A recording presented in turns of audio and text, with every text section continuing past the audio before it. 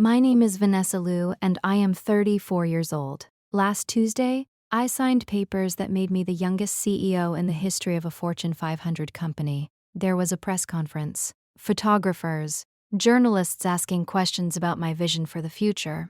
My face will be on the cover of Forbes next month. And somewhere in suburban Philadelphia, my parents are explaining to their friends why their other daughter, the one they gave everything to, is working part-time at a grocery store and living in their basement. Life has a sense of humor, a dark one. But here's what nobody at that press conference knew. 15 years ago, I was an 18-year-old girl sitting at a kitchen table, watching my parents hand my entire college fund to my older sister. $62,000.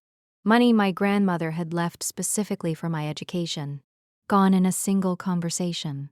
Madison needs it more than you do, my mother said, not meeting my eyes. She got into Columbia.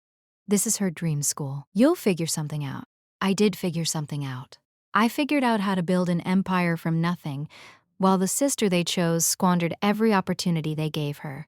Before we get into this, take a moment to like and subscribe, but only if this story truly resonates with you. And drop your location and local time in the comments. I want to know where you are right now.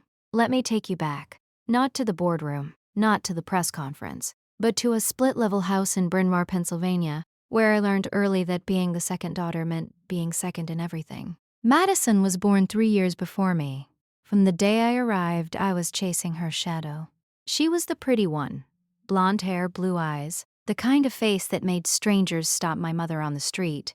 I was the smart one, which in our family was code for not pretty enough to coast on looks. Madison did ballet. Madison did theater. Madison was homecoming queen and prom queen and every other queen that high school could crown.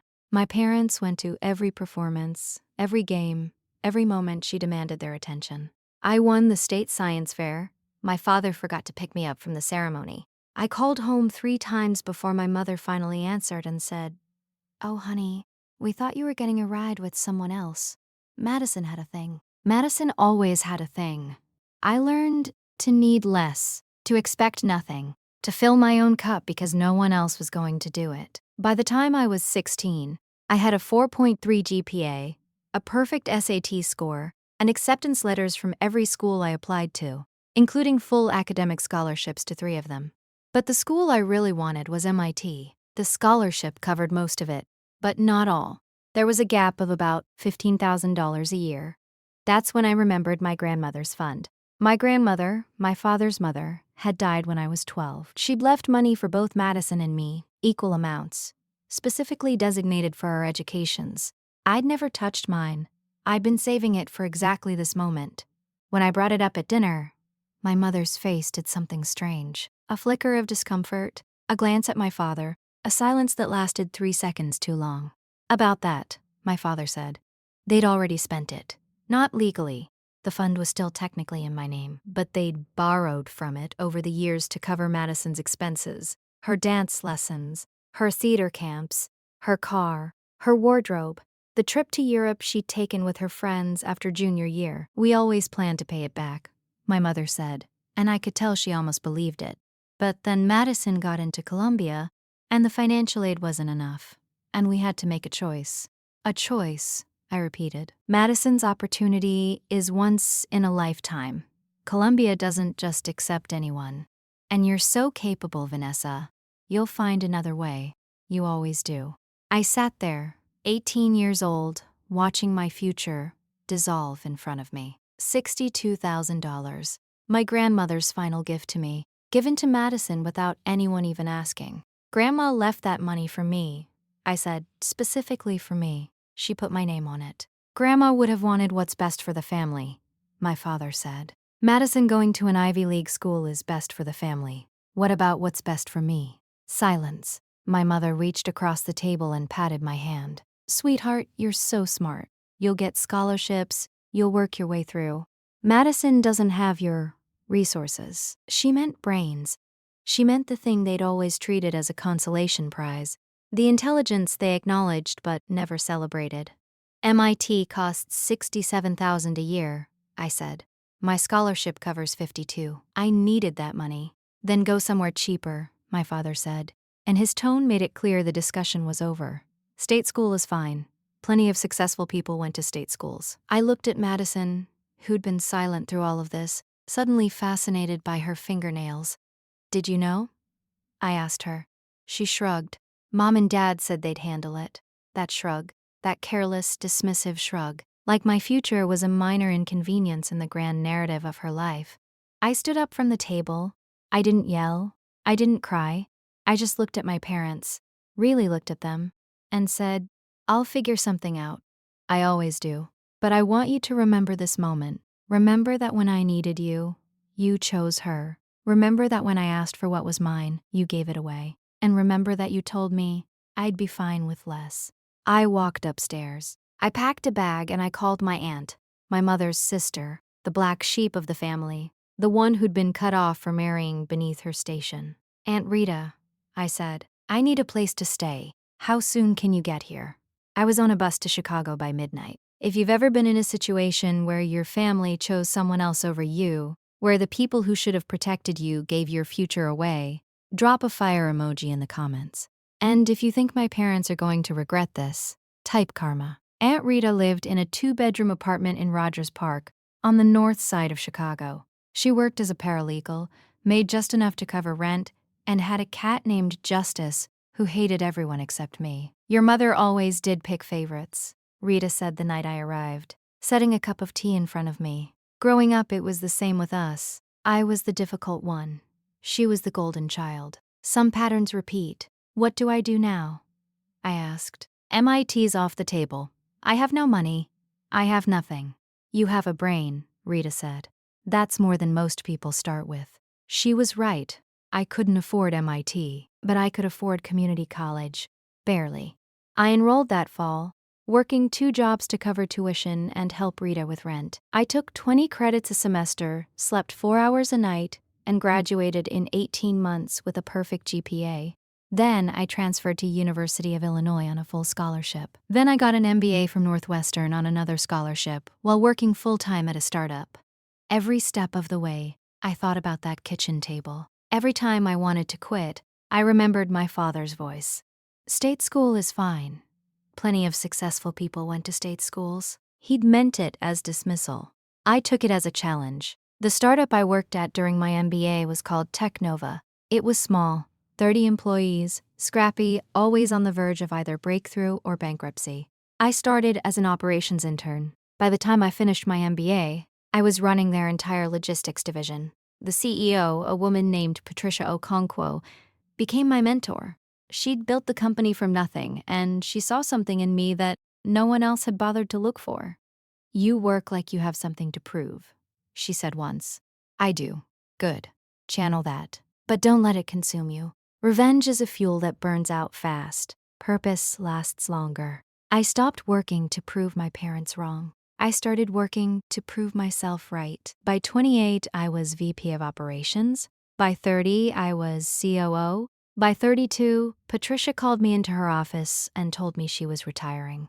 I'm recommending you as my successor, she said. The board will fight it. You're young, you're a woman, you're not for money, but I've watched you for 10 years.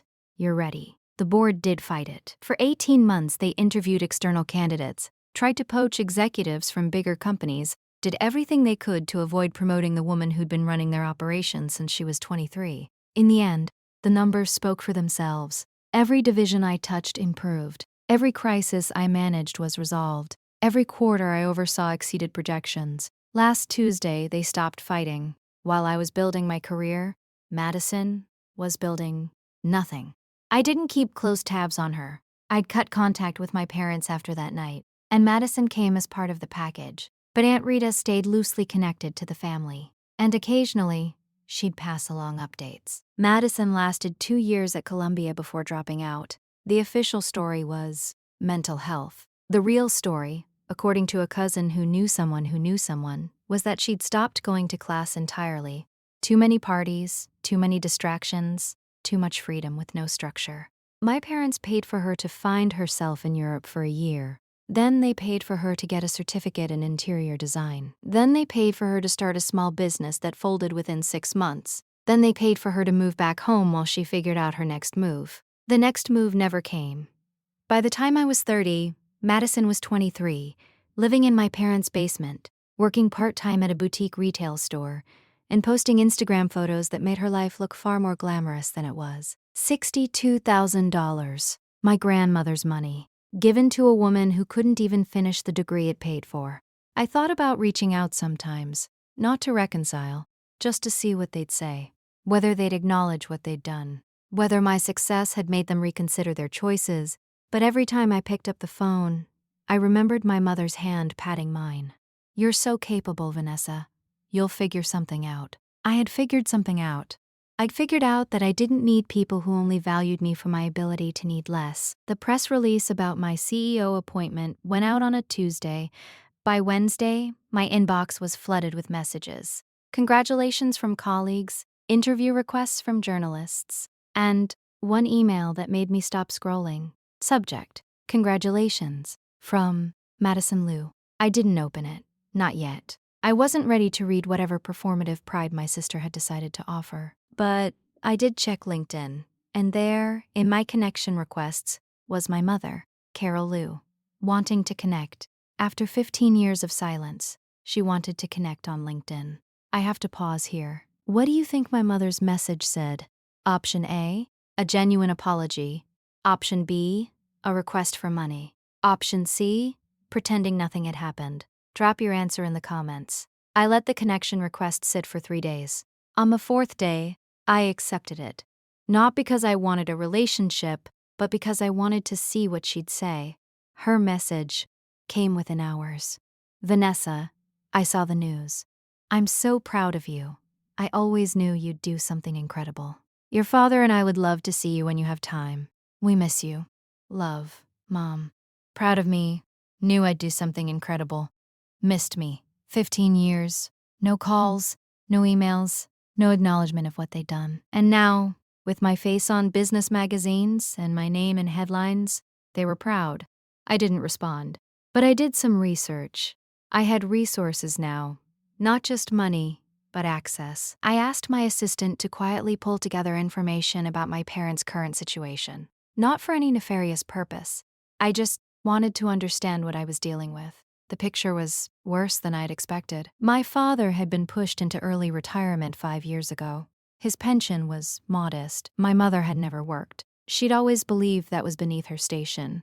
Their savings had been depleted by years of supporting Madison, the failed business, the certificate programs, the European excursions, the house I grew up in, the split level in Bryn Mawr that my mother had always been so proud of. They'd taken out a second mortgage. They were 3 months behind on payments. And Madison was still living in their basement. At 33 years old, contributing nothing, the golden child who was supposed to be their legacy had become their burden. And the daughter they'd sacrificed was worth more than all of them combined. I wish I could say I felt vindicated. I wish I could say there was triumph in knowing how wrong they'd been.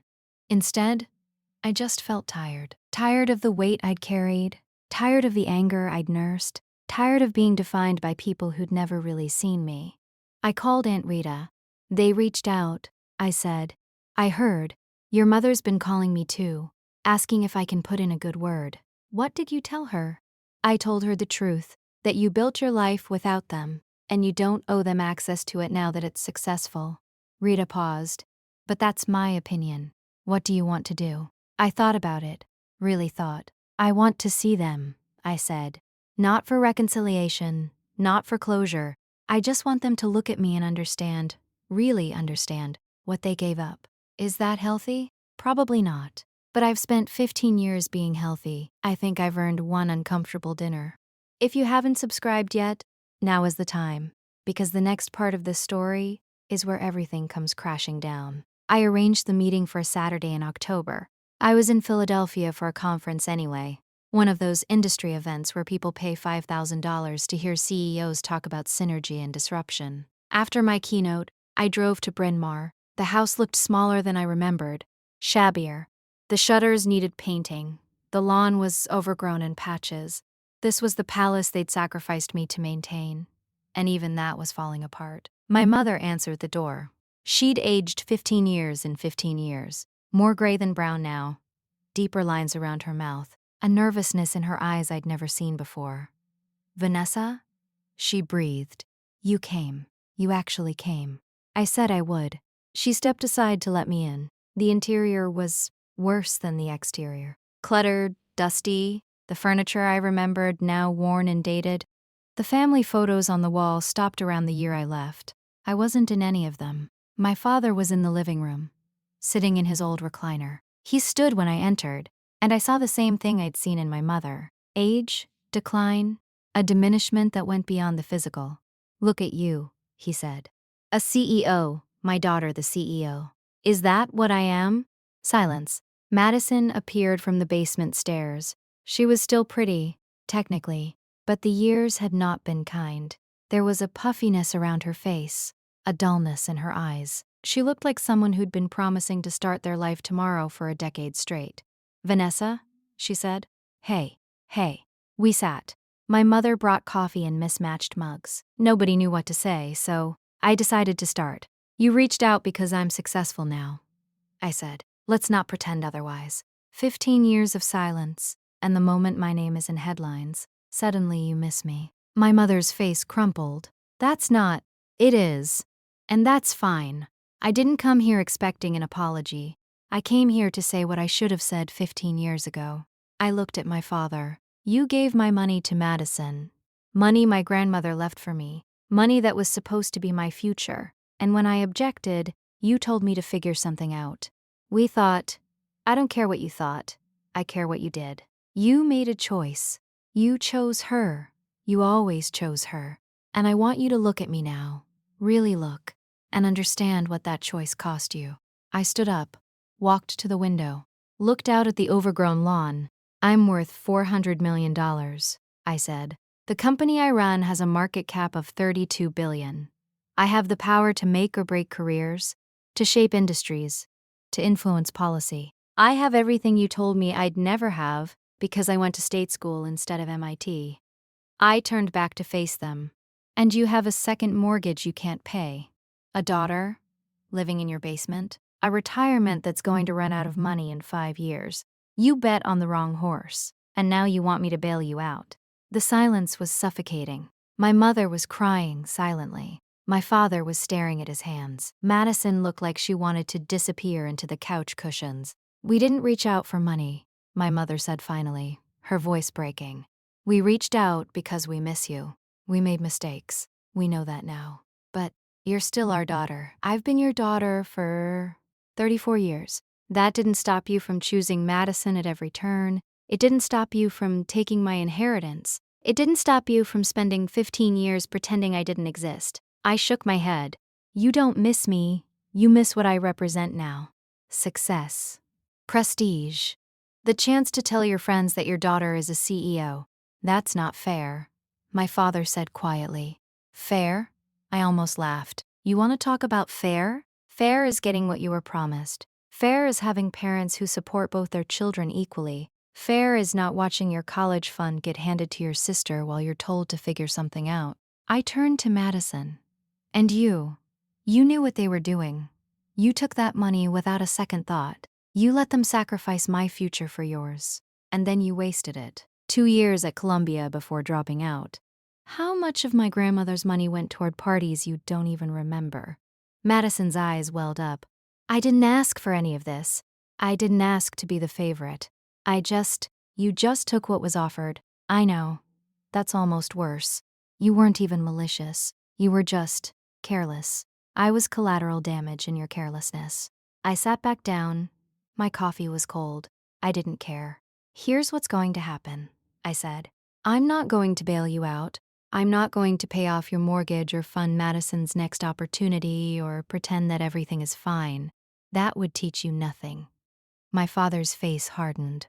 "So, you came here to gloat?" "No. I came here to offer you something better than money. I came here to offer you the truth." I pulled a folder from my bag. I'd prepared it that morning. Printouts, summaries, the kind of organized information I'd learned to weaponize in boardrooms. "This is a financial literacy program I fund through my company. It's free. It helps people get control of their finances, manage debt, build sustainable income. You need it. Madison needs it." I set another folder on the table. This is a job listing, entry-level position at one of our subsidiaries in Pennsylvania. It's not glamorous, but it's stable. Benefits, growth potential. Madison, you're qualified for it if you're willing to actually work. I looked at my mother, and this is the number for a family therapist I've worked with. She specializes in estrangement and reconciliation. If you genuinely want to rebuild a relationship with me, not with my money, not with my status, but with me, that starts with understanding what you did wrong. And I'm not going to explain it to you. A professional will. I'm not closing the door forever, but I'm the one who decides when it opens, how wide, and who walks through. My mother stood up, wringing her hands. Vanessa, please, we're your parents. Doesn't that count for something? It used to count for everything, I said. When I was 7, and I wanted you to come to my science fair, it counted. When I was 15, and I needed help with college applications, it counted. When I was 18, and I begged you not to give away my future, it counted. I picked up my bag, but every time I needed it to count, you showed me it didn't. You showed me that Madison came first, that my needs were inconvenient, that I was the capable one, which meant I was the one who could be neglected. I walked toward the door. My father stood up, blocking my path, not aggressively, just desperately. You're really going to leave? He asked. After all these years, this is how it ends? With folders and job listings? This is how it begins, I corrected. For 15 years, it was nothing. Silence. Now I'm offering you a way forward. Whether you take it is up to you. I reached into my bag one more time and pulled out an envelope. One more thing. This is a check for $62,000, the exact amount you took from my college fund. My mother gasped. My father stared. It's not for you, I said. It's for Madison. Madison looked up, shocked. This is what Grandma left me. What you spent on parties and trips and a degree you didn't finish. I'm giving it back to you, not as a gift, but as a test. You can use it to start over, get an apartment, go back to school, build something real. Or you can blow it like you blew the first $62,000. It's your choice. I handed her the envelope. Her hands were shaking. If you waste it, I'll know, and you'll never hear from me again. But if you use it well, if you actually become someone instead of just waiting for someone else to make you something, then maybe we can have a relationship someday. I looked at all three of them. Maybe. I walked out the door, got in my car, drove back to my hotel, and for the first time in 15 years, I felt light. That was 3 months ago. A lot has happened since. My parents enrolled in the financial literacy program, begrudgingly at first, then genuinely. They refinanced their mortgage at better rates. They started budgeting. My father took a part-time consulting job to supplement his pension. Small steps, but steps nonetheless. Madison applied for the job I'd listed. She got it. On her own merit, not my intervention. Entry level, nothing glamorous. But she shows up every day. She moved out of the basement and into a small apartment with 2 roommates. She's 33 years old and finally learning how to be an adult. She sent me a letter last month. Not an email, an actual letter, handwritten, 3 pages long. She apologized, not the kind of apology that's really an excuse, the kind that actually acknowledges harm. She wrote about how she'd never questioned being the favorite, how she'd assumed she deserved everything she got, how watching me succeed without any of their support had forced her to confront the truth she'd been avoiding. I was handed everything, she wrote, and I turned it into nothing. You were given nothing, and you turned it into everything. I can't undo what happened, but I can try to be someone worth knowing from now on. I haven't responded yet. I'm still deciding whether I want to. My parents haven't called. They've texted a few times, updates about the program, a photo of my father's new consulting office, a message on my birthday that just said, thinking of you. No pressure, no requests, no guilt trips. Either they're learning, or they're playing a very long game. I'll find out eventually. In the meantime, I'm running a Fortune 500 company. I'm mentoring young women from disadvantaged backgrounds, showing them that lack of resources doesn't have to mean lack of success. I'm building something bigger than myself, and I'm doing it without anyone's permission. The press asks me sometimes about my origin story. They want the inspirational version. The girl who overcame adversity, who worked her way up from nothing, who proved the doubters wrong. I give them that version. It's true, as far as it goes. But the real story is messier. The real story is a girl who was sacrificed for her sister and decided not to stay sacrificed. The real story is rage and grief and years of therapy to undo the damage of being told she was less valuable than someone else. The real story is sitting at a kitchen table at 18, watching your future disappear, and deciding that this would be the beginning rather than the end. Last week, I gave a speech at a women's leadership conference, 2,000 people in the audience. Some of them were executives established in their careers, some were students just starting out. One of the students approached me afterward. She was maybe 20, nervous, clutching a copy of my biography like it was a lifeline. "Miss Liu," she said, "I read about what happened with your college fund. My parents did something similar. They spent my savings on my brother's wedding. I don't know how to move forward." I looked at her, this young woman with the same hollow look I'd had at 18, wondering how the people who were supposed to protect her could betray her so completely. "Here's what I know," I said. "What they did was wrong. There's no justifying it, no explaining it away, no silver lining that makes it okay. They chose someone else over you. That wound is real, and you're allowed to feel it." She nodded, eyes wet. "But here's what else I know. Their choice doesn't define your future. It feels like it does right now.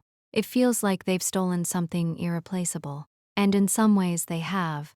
But what you build from here, that's yours, only yours. They don't get to touch it." I signed her book. I gave her my assistant's email and told her to reach out if she ever needed guidance. Then I watched her walk away, shoulders a little straighter than before. That's the legacy I want. Not the company, not the money, not the headlines. I want to be proof that being undervalued doesn't mean being valueless, that being sacrificed doesn't mean staying sacrificed. My parents gave my college fund to my sister. They chose her over me without hesitation. They told me to figure something out. I figured out how to build an empire. My sister dropped out of college. She's 33 and just learning how to hold a job. She's finally becoming someone 15 years later than she should have. I'm a CEO. I'm on the cover of Forbes. I'm worth more than my entire family combined. But that's not the victory. The victory is that I don't need their approval anymore. I don't need them to acknowledge what they did or apologize for what they took. I needed those things once, desperately. I would have done anything to hear my father say he was proud of me, to hear my mother admit she was wrong. Now, their opinion is just noise, background static in a life I built without them. My name is Vanessa Liu. I am 34 years old. I am the youngest CEO in the history of my company, and I am proof that the people who underestimate you are not writing your story. You are. They gave my future to my sister. She wasted it. I built my own future, and it's worth more than anything they could have given me. That's not revenge. That's not karma. That's just what happens when you stop waiting for people to believe in you and start believing in yourself. The check I wrote Madison, $62,000, the exact amount they took. But here's the thing about that money. It's nothing to me now. A rounding error. A symbolic gesture. Because what I have, what I built, can't be measured in their currency. I figured something out, all right. I figured out that I was never the one who was less valuable. I was just the one they couldn't see. And now, the whole world sees me. Their loss.